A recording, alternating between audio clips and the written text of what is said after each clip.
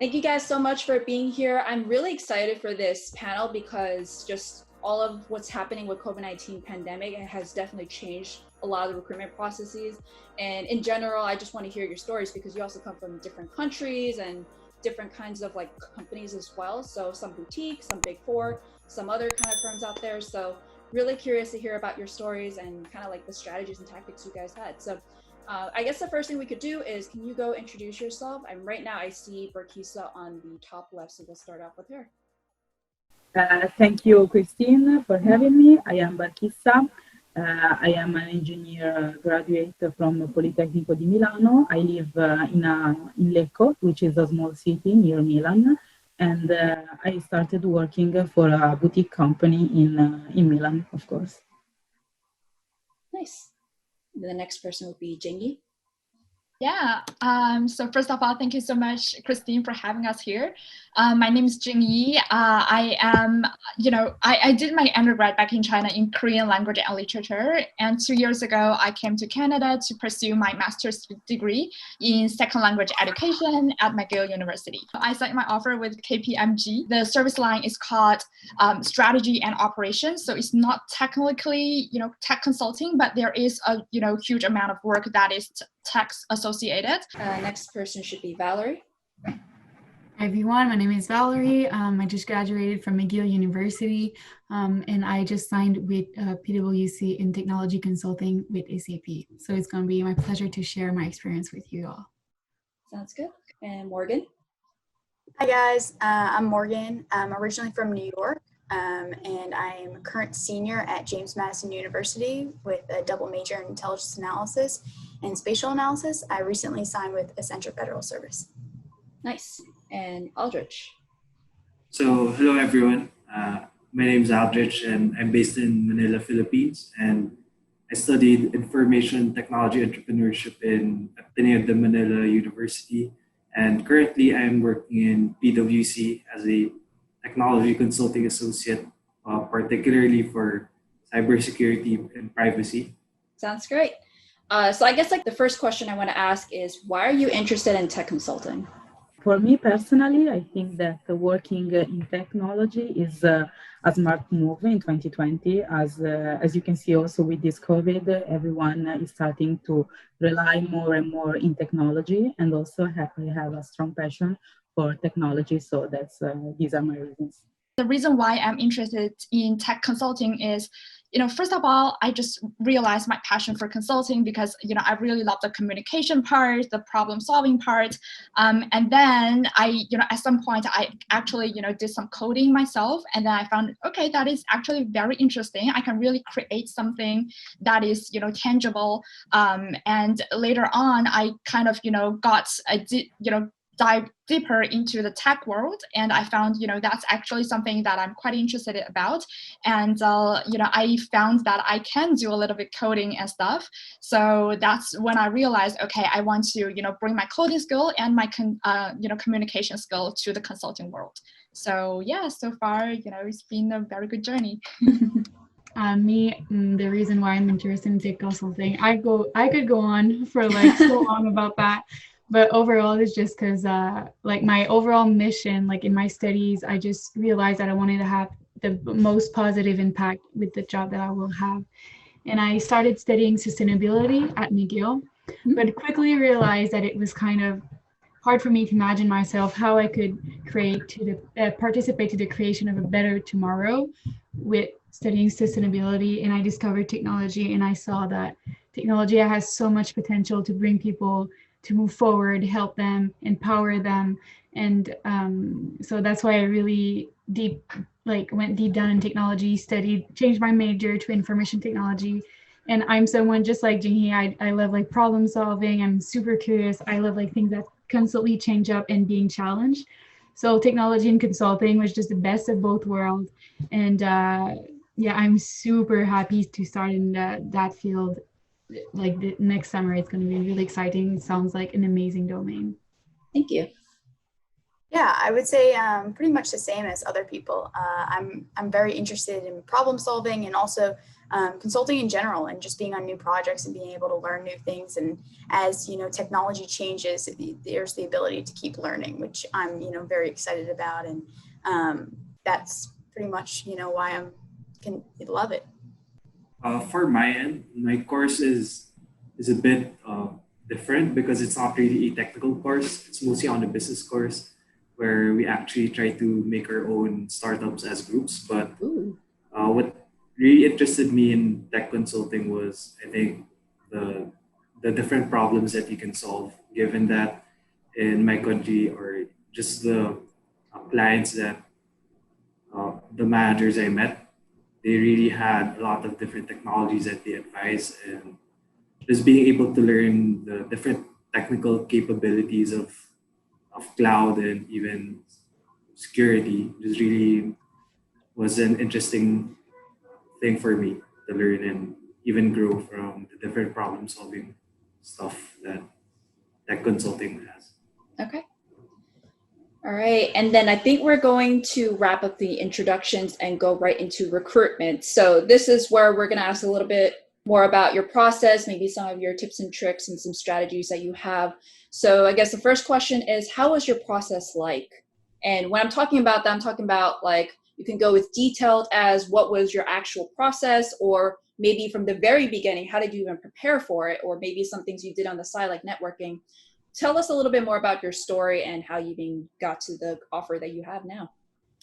I went through the uni recruitment, so there was the career day organized by Politecnico di Milano. It was online, of course, and there I met a lot of companies. I had the occasion to meet the HR recruiter for the company I'm working for.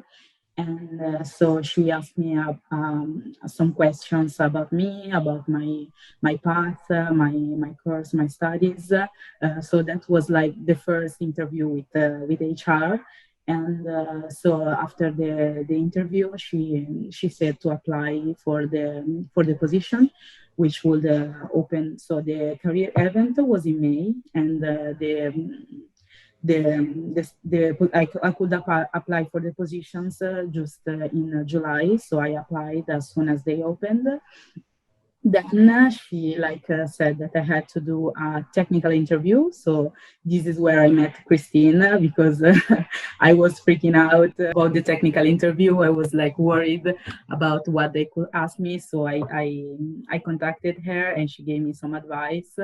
Then the technical interview was just a chat between me and the delivery manager. So it was nothing particularly it wasn't something to worry about. And then after maybe a week, I received the official offer from the boutique firm I'm working for. And then later I started in October, because they were organizing an academy, which was 1 month of formations in Microsoft Dynamics 365. And so this ended last week. So on Monday, I will officially start my first day at job. Congrats. One question for you, was the entire process virtual for you, even the career fair? The career event was online, while for the technical interview, I had to go to the office to meet with the delivery manager. It was in July, so the numbers of COVID deaths were reducing, so we weren't anymore in lockdown. So they asked me to go to the firm in presence. That's why. Okay. All right. Yeah, so I can go next. So yeah, pretty similar. I would say the entire recruitment process for KPMG is, I would say 3 different steps. The first step is just first round interview, and the second step would be a post round 1 networking event, a cocktail, something like that, although it was virtual. And then the third step was the final round. So within the first round, so there was 2 back-to-back sessions. So the first 15 minutes, there was 1 case and 1 behavioral part. And for the second 15 minutes, I got to meet 2 other interviewers, and again, similar format. So one case and another behavioral part. So that was for the first one. And then in the middle, step 2, it was the post-interview networking event. So if any of the audience got the similar like experience, all of you would know that it is actually very important. So it's a great opportunity for you to get to know the firm, to get to know the team a little bit more, but more importantly, is for them to get to know you better. So if you can build a really good rapport during that process, it will eventually help you a lot in the final step as well. So that is my kind of advice as well. If you get networking events or cocktail opportunities like this, definitely take fully advantage of those. So that is the second step. And then moving to the next step, so which is also the final step, it was the round 3 interview. I think in total it was 3.5 hours, and the first half an hour is a partner chat. And then the next 2.5 hours was like 3 different things. First of all, we received a written case, and then we have to analyze whatever is written in that probably 10 pages case. And then second of all, we also received an Excel file. So we got to, analyze different data. And then there's like different worksheets within that file. So we got opportunities to do some data analysis as well. And then third of all, to build PowerPoint slides. So in other words, really similar to a case competition, I would say. So definitely, if you want to be better prepared for interviews like this format, definitely participating in case competitions will be really helpful. And then the third part of the final round was to just present like a panel presentation, half an hour. So that was okay, I think. So in general, the entire process was like pretty smooth and also all virtual. So yeah, I guess, in general, although it's virtual, but the entire process is still pretty similar to previous years, I would say. Yeah. I have a question about the networking event. How many people were on there? Was it like breakout rooms or all in one room? Yeah, that's a very good question. Exactly like you said, the first one, so breakout rooms. Mm-hmm. So I think, each KPMG representative, they, opened a separate like room to some extent. And then we got to like enter each person's room and then, chat one-on-one, sometimes, maybe 1-on-2, something like that. But yeah, it was a nice experience, I would say. It's really in-depth one-on-one conversation. Mm-hmm. Do you have any particular tips or strategies that you may want to suggest that, like, if you want to go to a virtual networking event compared to a normal networking event? Yeah, that's a good question. I think first of all, it's very important for us to still bring everything that we would bring to an in-person, networking event, which is to say, all the facial expressions, all of the, body language are super important, because if it is virtual, then what your interviewers will, or, what others will see is just a 2D, video or something like that. But we really want to show that we are a real person, we are not just a case-solving machine or something like that, but we want to bring our true self. So all the body language, facial expressions, smiling, all those things are super important.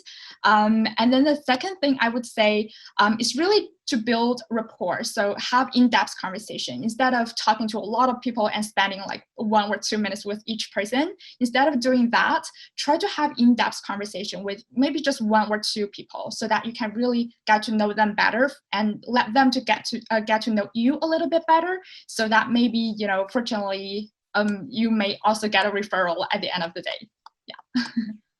Interesting. Wow. I guess we'll go next with Valerie. Yeah, so honestly, Jenny, you really covered a lot of what I've been through. I actually been through, so I won't go in details about like everything was pretty similar. Like I had the same written cases, individual cases. I also had group cases, but I went through the process of Deloitte, EY, and KPMG. And overall, it was like pretty similar in a way that first it was like you had to apply with your like resume, unofficial transcript and cover letter for most of them. And then it was a higher view interview ranging from like 15 to 45 minutes, depending on the firm. And I'd have a behavioral interview, often with the manager or someone from the firm, which was always like really genuine, like situational questions. Like as much as they get to know you, you get to know them. And also in these interviews, you often have a case. So either like they present you a client and you present a recommendation, they give you a little time, or a written case, it always depended. And then it was more like a fit interview, like a 1 hour with a manager and our partner. And then it was really like you and I having a conversation and seeing, are you a fit for the firm? Am I a fit for your needs? And so yeah, so overall that was my experience with the online recruitment process. Interesting. So you guys both mentioned group cases at one point. Do you have any tips for that? Because you're kind of like defeating other people, but at the same time, you want to be a team player. Yeah. What have you guys done for those group interviews? I can go first just quickly. I think it was to listen. Like, it's so important to listen when you're in person and just wait and see, like, observe, does this person want to talk? Did the person talk a while ago, or just like, did that person talk before and didn't talk before, didn't have the time? Because when you're in person, it's like the group dynamic is like easier to sense. But when you're like online, you really have to be careful and look at people and really listen more than talking. And when you talk, keep it short and sweet, have your point ready to go. Don't like put your mic on and just keep on blabbing on. Like, you have to be really efficient with your time to give yourself but also the others the chance to speak up. I personally actually, for KPMG was all like individual cases. So I personally didn't do any group interview. But, I pretty much agree with what Valerie has just said. Yeah, pretty much, you want to be, and also Christine has also mentioned, you want to be a good listener as well. So, for example, when you want to add your own, ideas or opinion, always say, I totally agree with you. And in addition to that, so probably, by saying, building on that, something like that, so that you can really show that you are trying to, adding your value, bringing your value, but at the same time, you are appreciating whatever your teammates has just mentioned. Yeah. Great tips. Guess next we'll go with Morgan. Yeah, so I think I had very similar experiences, but maybe a little different. I first applied for a leadership conference at Central Federal Service, and at the end of the leadership conference, I had a first round interview. And prior to even getting the conference, I had to take an assessment. And so I had the first round interview, and then after that, I had the second round, which was initially supposed to be a case interview, but they had changed it to be more of a presentation. Like, gave us a prompt and we had to present on it, and it was actually a bunch of fun, and I really enjoyed it. But kind of preparing for the whole process, I participated in the case interview prep that Christine did, which was kind of a great experience. I also bought the book Case in Point, so I highly recommend anybody who wants to prepare for case interviews to get that book. It's really a great kind of resource to understand the case interviews and kind of how to go about it. And I think it really prepared me for the process. Nice. Okay, so for my process, it's very different given that in my country, there's no formal group case interviews or individual case interviews. And the way that I was able to start in terms of the networking or recruiting was that I was able to attend this networking event organized by our university career office. Then I was actually late for that event, and I just talked with PwC since it was like the last round, those roundtable sessions. Then I was able to talk with a human capital representative and a manager and an associate from the tech consulting team, who eventually became my managers and teammates. Then fast forward, just been keeping in touch with them, networking, and I was able to keep in touch when our university career fair was held physically in our campus the first week of March, but suddenly the following week, classes were suspended given that the rising number of cases. It just became total lockdown in the country, so everything became virtual. And I just had to stay patient and just had an open line in terms of communicating with PwC's human capital. And eventually there were openings in the past 2 months, but it was actually in the management consulting side. And I interviewed for that. Then they accepted me for that position, but tech consulting team also had an opening, so I eventually just chose to go to the tech consulting team. So your whole process was for management consulting, but then because there's a spot, they just like, oh, we're gonna put you into tech consulting.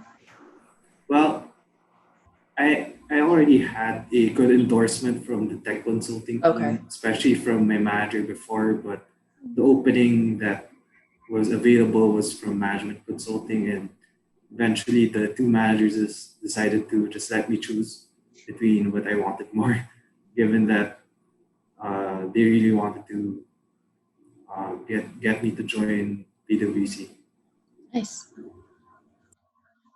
All right, so I know you guys gave us a lot of strategies, tactics, and tips, but throughout the entire process, was there something that you may want to, if there's like one tip that you had to give, would there be anything? It could be specific to how to stand out in virtual interviews, or maybe even just in general, like with how competitive it is right now. It seems like right now, a lot of you guys have gone through either networking or a school process.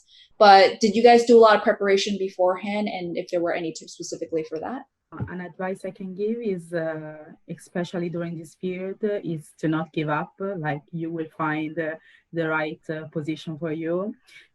Personally, I used for my recruitment process an Excel sheet where I put all the job offerings I applied for, and this helped me to keep track of what I was doing, and also it helped me not to give up because many HR recruiters reach out for me. So like, keep apply. Of course, it has to be the right position for you. Like, don't apply to any position. But a tips I can give is, if you can't find the right job, just keep searching and you will find one. And another advice is to use LinkedIn. Many young people don't know this social network, but it's very useful. And just like right now, as soon as I put my new position on LinkedIn, a lot of contacts started to add me on that social network. So it's very useful. Nice. Yeah, totally agree with everything that Barkisa just said. So I think on top of that, I think another thing that I would say is also quite important. Definitely, like, networking is super important, and in addition, I think preparation on your own is also like super key. I would say, for my behavioral part, I definitely prepared a lot.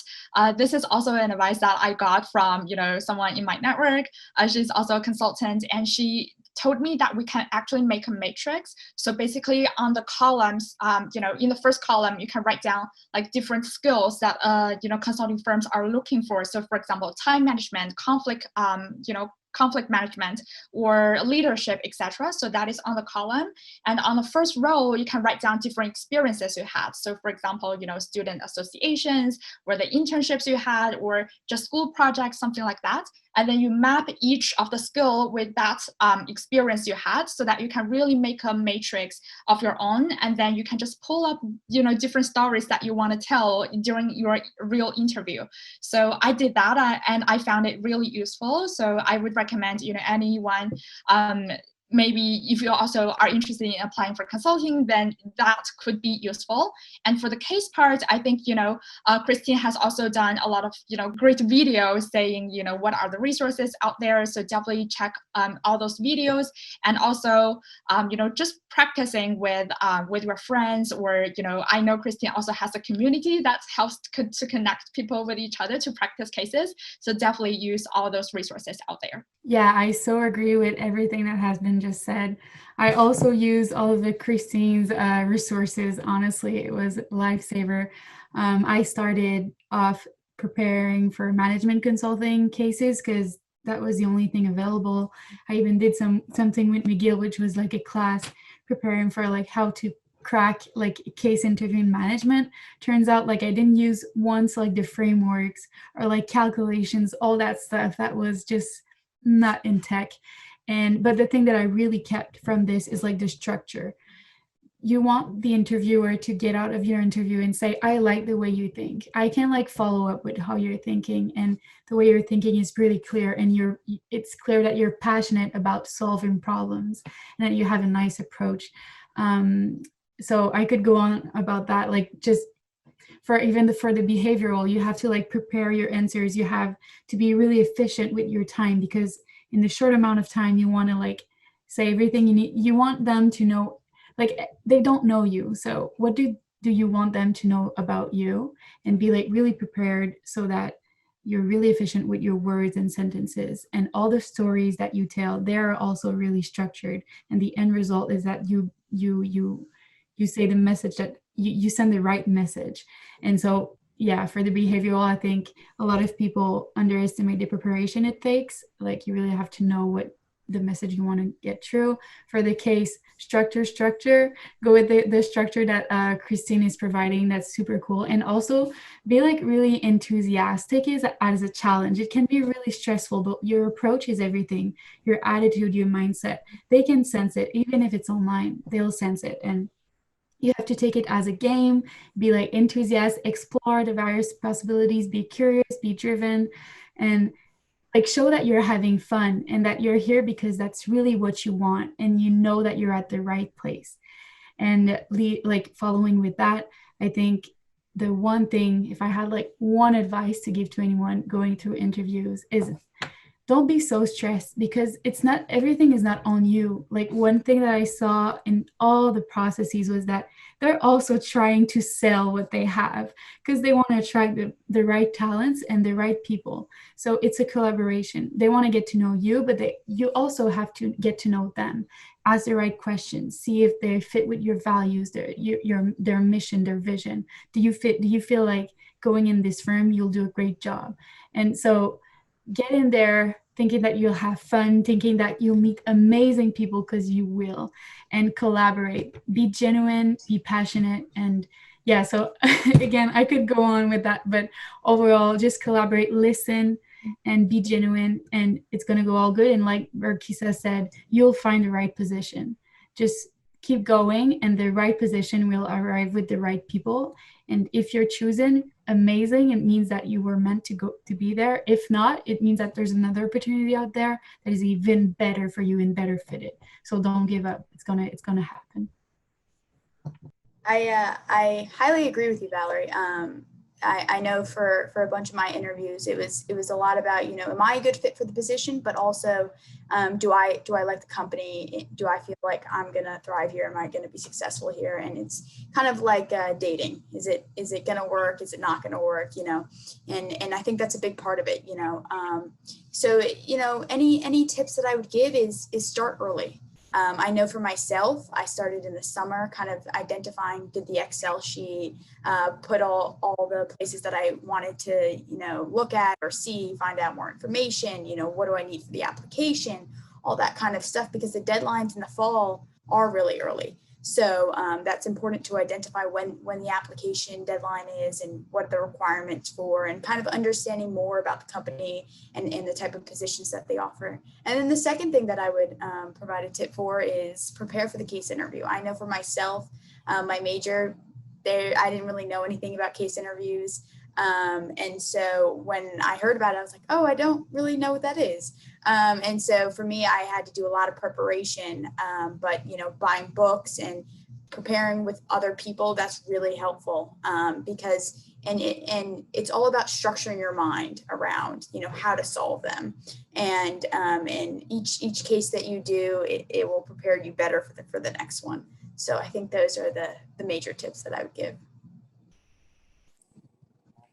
So on my end, the recommendations that I could really give is, given that this pandemic has really affected a lot of job application processes, is just being on how we react to change and just trying to grasp the different failures, or like not being too high or too low on yourself, is having self-belief in the process of applying, given that, for example, in my end, I started from a physical like networking, then or physical career fair, then suddenly everything switches to virtual, then and just transitioning to virtual interviews and having problems with, for example, recruiters scheduling interviews or even emails, then so on those ends. And what I really want to share is that just need to keep on believing in yourself,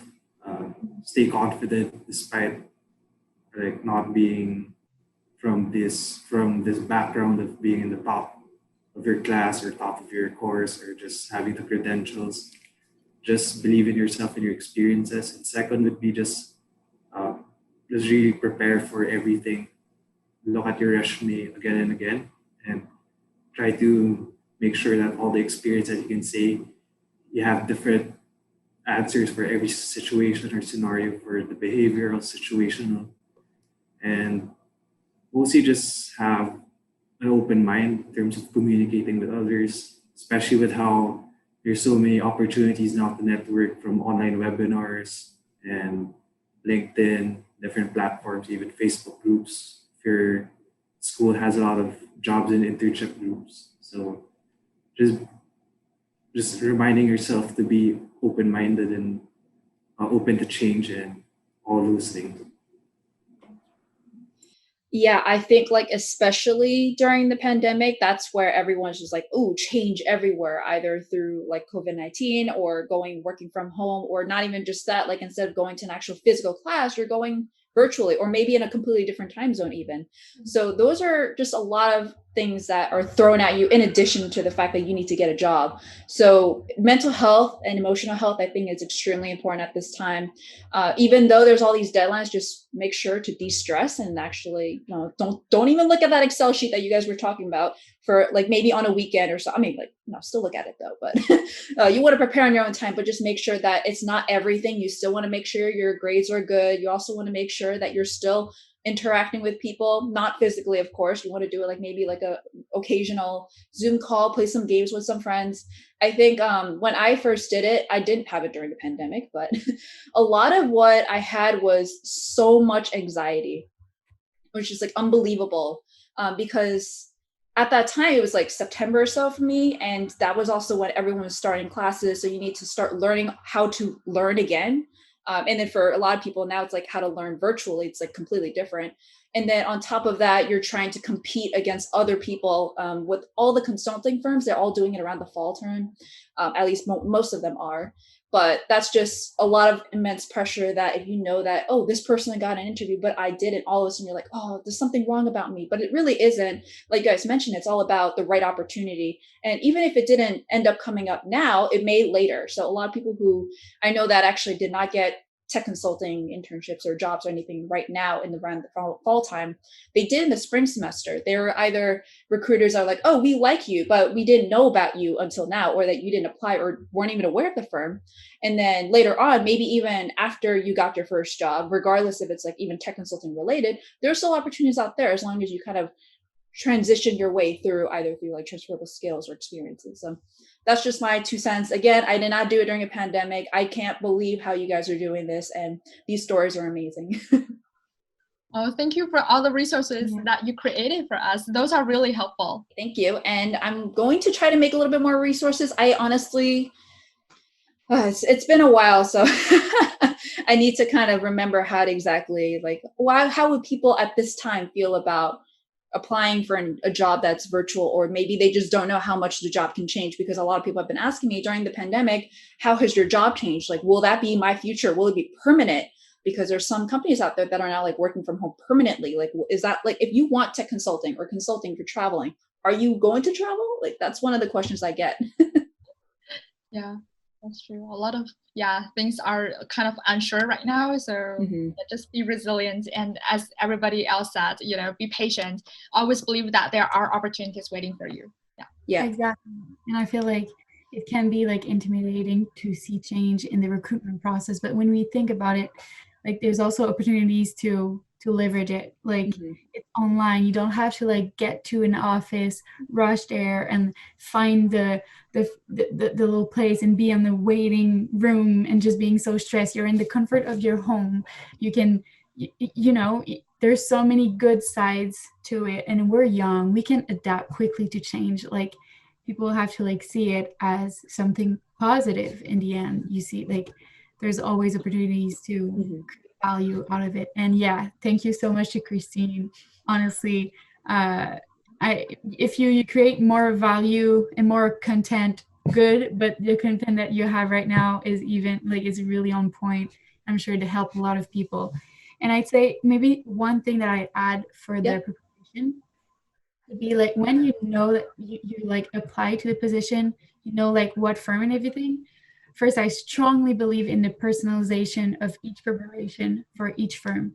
So like really review all the values and stuff, but also for the role, like be sure that if you have like anyone who's working, you're going through the process of Deloitte, then reach out to people working at Deloitte and ask them like, hey, can we have like a quick call? I'd like to talk about your experience there and like what were your expectations? Were they met? Were they not met? And talk about like try to meet with people who are in a role that you're applying to, and be sure that it fits with what your expectations are, because when you're in the interview, you're going to be able to prove and talk about what you've researched on, and they're going to be able to say like, oh, that person really researched and talk with people who are in this position.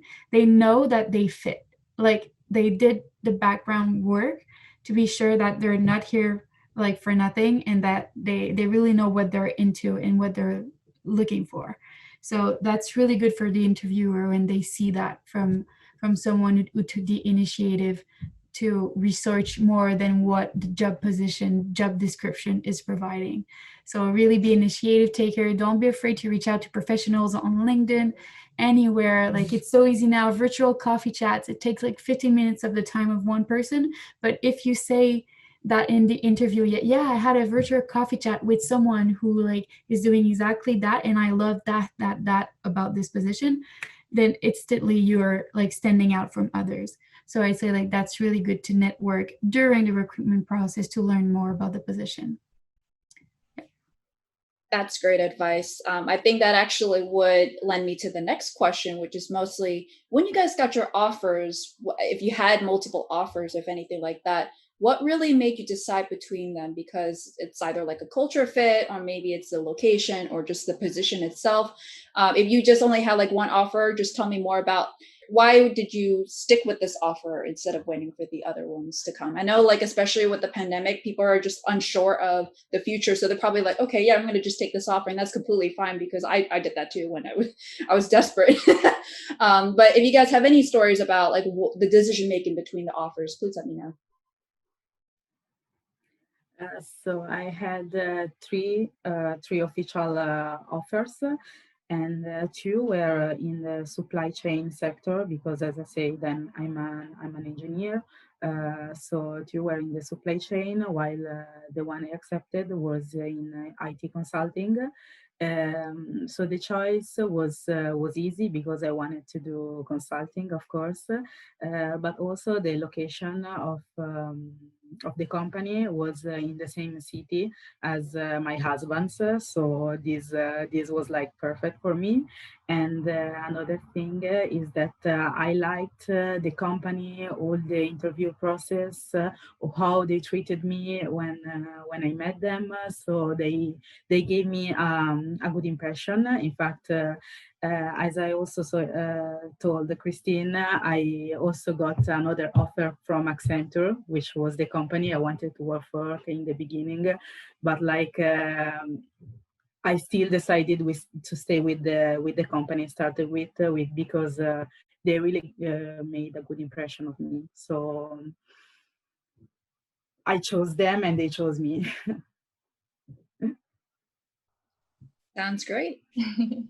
Yeah, and for me, I got two, and the criteria I personally use, I would say, you know, if the offers that you are getting like has similar salaries, let's say, then what are going to decide whether, you know, so those things are going to help you to decide which offer you want to take. Is really, you know, all the information that you gather throughout the entire process. So for me, I would say it's two things. So first is like the people I met, they are super, you know, helpful. And, you know, sometimes if I got nervous, for example, you know, the interview was actually half French, half English. And when I was, you know, struggling over my French, and the interviewer was super helpful, and they even let me to switch back to English if I was nervous or something like that. But I knew that like French is one part of the test.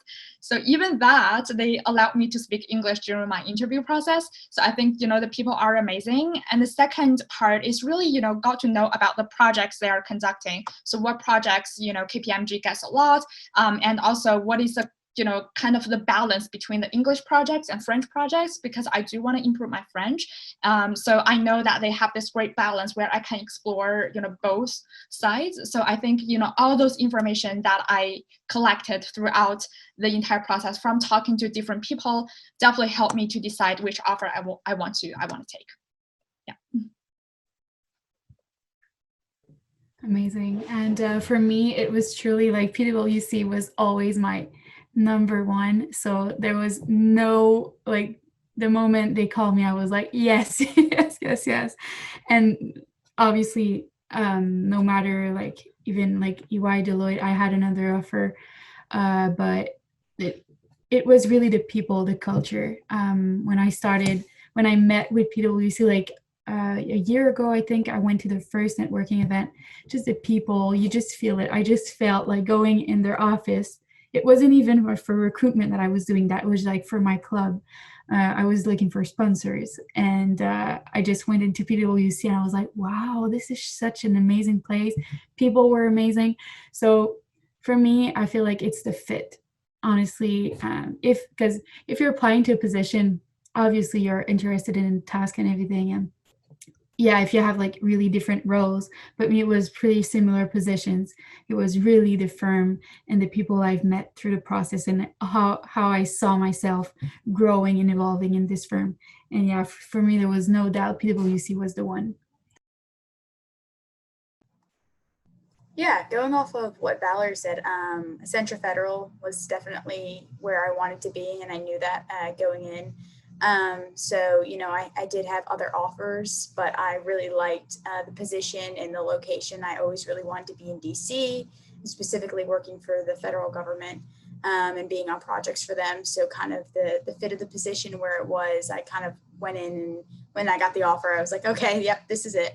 And that's, you know, kind of how I made my decision. So for mine, the reason why I stuck with PwC, decided to join the firm, is that it's really the people also, same as Valerie, and it's because of like from the networking event, they really explained to me the tasks they do, and even the manager really explained to me on how to network, just the job application process. Even if he really invested on me, and he was also open and communicating with me even during the career fair. He even mentioned that if I met with a recruiter, and he really pushed me on trying to join. And even if there was a hiring freeze in the start of March, I still kept on contact with the recruiter. And eventually, when the openings came in, I was able to successfully complete the job interview process. And it's mostly on the people, and definitely the personal development that you can get, and the opportunities. For example, choosing between a bigger team and smaller team, and just weighing the pros and cons for your opportunities and like personal development. Wow, I'm so excited for all of you. These seem to be amazing opportunities. So this is something that I'm very curious. I normally would probably not ask this, but because of the pandemic, with maybe the economy is a little bit not the best, but because of that, there could be some budget restrictions as well. So I'm curious, did you guys negotiate for your salary at all? Or if you did or didn't, how did you do it? I didn't, so I don't know if to answer this question. So no, I did not. But later on, I was like, why didn't I do it? I don't know why we have this conviction that we are not allowed to negotiate for our salary. I don't want to speak for everyone, but for myself personally, I regretted that. So I thought maybe I could have, I just accepted the offer because I was so happy to receive it, but I could have negotiated. Yeah, I think when it comes to salary negotiation, especially if you're very new to the working world, you're just like, "Ooh, I don't even know how to get started." That's just one of the things that I feel like there's a lack of resources.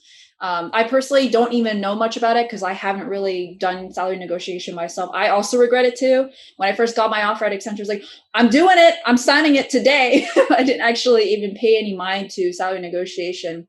But did any of you guys do it, or if you didn't do it? Is there a reason why? Was it mostly because of COVID-19, or was it just that you didn't know that this was a thing, or you just didn't think that you had to? Well, I actually didn't, but I did reach out to Christine to ask her whether, it is like normal to, negotiate a salary or not. But then I figured, right now it is difficult not only for us students, but also for the firms as well. So I was already like appreciative that they are still hiring. So I think that's the reason why I, didn't negotiate at all. But I also know that I remember reading this article somewhere else that like women are much less likely to negotiate salaries than male. So I think, if you feel that you are like a super competent candidate and you feel that, let's say you have multiple offers but there is this firm that you really want to get into, but they're offering less salary, I would say in those situations, definitely, go ahead and say, how much you appreciate this offer, but you still want a little bit more salary. So I think it really depends. And I also know that this can be differ from firms to firms. Some firms are definitely just not allow you to negotiate, and while some other firms are pretty open to that. And also, let's say, for campus recruitment, normally seldom do people are negotiate the salaries, but for like experienced hirings, I know like a lot of people do. So it really depends on a lot of factors. So yeah, it's really at self discretion, I would say. Yeah. Mm-hmm. I 100% agree with all that you just said. It's important to think about the fact that firms are also doing their best to keep all their employees. There was some major like salary cut at some firms. Ollie, like people working less, and just to keep everyone working. So I'd say like this, like the only way that COVID affected my salary negotiation would be like in the fact that I was really conscious about everything that was going on. But just being an unexperienced hirer and like it being my first real full-time job, I thought that the salary was really fair. I didn't see any need for negotiation. But like you two just highlighted, as we like get more experience and everything, it's so important to having like the confidence of like negotiating and speaking up for what is your value. And if you feel like you've looked at numbers, you've improved a lot in the past years, you've participated to bigger and bigger projects, and you have like actually like things that you can prove and bring in front of your manager or whatever to prove that you deserve that, then there should be no like shyness or like restriction about negotiating, because it's true that women, they ask less. I was reading an article about that exactly. Like women, we do not ask.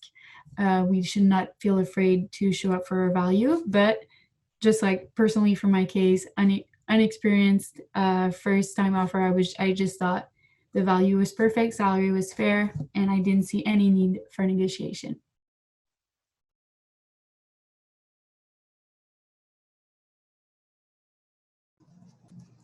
Yeah, I agree with what Valerie said. I didn't negotiate personally. I thought that the offer was pretty fair, and considering the situation that's currently going on, I thought it was a pretty good offer. So in my case, I was able to successfully negotiate And I also asked help from Christine for this. And given that for the big four, in contrary to what the online websites say about compensation, generally in my country, it's not the compensation is not the most competitive. So it was just a slight raise, but and just had different negotiations with the, for example, the packages. But uh, the thing that I really learned from the negotiation part is that don't try to compare yourself with other people in different companies, especially with those companies like, for example, fast moving consumer goods, because they offer high salaries, or even like the MBB firms. Just don't try to compare salaries all the time, because there's a lot of different opportunities and different paths that each of us has, and just stick to it. And there's still a lot of learnings that you can get, especially if you come from like a big four firm or different boutique firms. And mostly on just knowing the average, like the market average, and just just seeing that despite the salary right now, you still need to take in consideration that you don't need to commute, and a lot of the food that you need to eat outside or in while you're working, you don't need to spend as much. So, or just the different factors. Definitely. And even though I haven't really negotiated my own salaries, I've actually helped people somehow, and it works somehow. But something that I do like to say is that go on Glassdoor, and it's very specific to, like Aldrich mentioned, to the company, to the firm, and also to the location, because that's something that I realized that if you talk to different consultants or employees from different countries or different states or even cities, it's so different. It's like usually adjusted by cost of living. Sometimes, not all of them do that, but that's something to keep in mind, is that if you're maybe weighing between two different offers and one of them is in a different location, like let's say Ohio, not to say anything bad about them, but it's a lower cost of living compared to it is in New York, it's harder to negotiate your offer, because a lot of times if you were to go for Ohio and then you say, oh, I have this offer from a different firm in New York, they're not going to be like, well, that's New York, so they're not going to do it. So there's like always a little blurry gray area about like when can you actually take another offer and negotiate from the other. But that's just like my 2 cents on that. In general, it really is really more about start the conversation. Something that I didn't even know was possible, I actually just found out last week, is that you can even do salary negotiation during the job. You don't even have to do it when you start your job. So it doesn't have to even be during a performance achievement or evaluation, anything like that. It could just be like, oh, I think I'm due a higher salary. So you go to whoever's your people manager, career counselor, or your HR representative and say, hey, I've been pulling in like this amount of client work in, or I've been doing this and I've been doing that. And then you want to bring your evidence, you want to bring some testimonies in there and say, this is what I think I deserve. And you don't even have to have like another offer from another firm trying to poach you. You could just do that. And sometimes they'll do it, sometimes they don't. They actually have a budget just for people who want to get a higher salary regardless of performance achievement, or that from your offer state as well. So that's something to keep in mind. I personally have not done it because I just found out about this last week, but that's something, because like you guys are about to start your job or you're already starting your job, to keep in mind for next time. That's super helpful advice. And, just on top of that, I remember, I personally also attended some like, salary negotiation workshops. So some schools actually, schools are career centers. They do have like similar, workshops that you can attend. So if you are still at school, so definitely attend those to see, in your specific region or in the specific industry that you are applying for, whether it is normal for you to negotiate the salaries or not.